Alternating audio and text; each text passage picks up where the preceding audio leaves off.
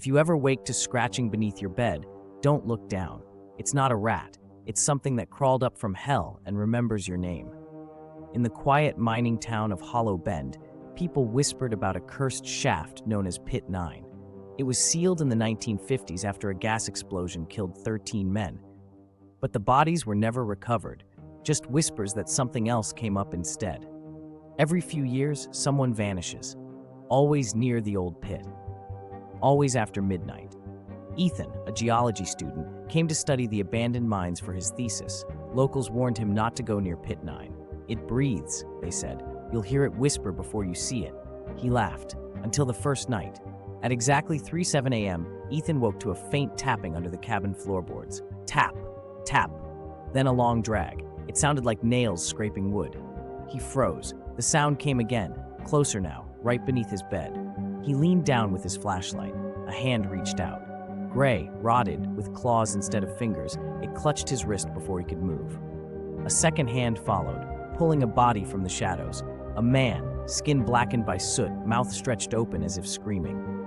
The stench of sulfur filled the room. Ethan screamed and kicked free. The thing hissed, eyes glowing ember red. "You took my place," it croaked. The floor split open, revealing a pit of writhing, smoking flesh beneath. Hands clawed upward, mouths opening and closing without sound.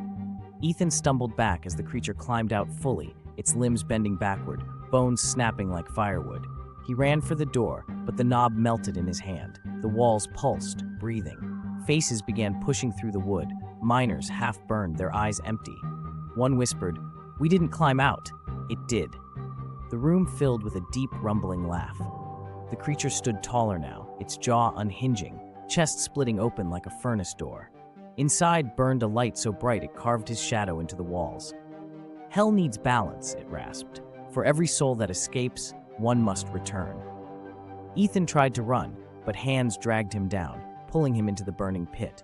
His scream echoed once, then cut off. When rescuers came weeks later, they found the cabin empty.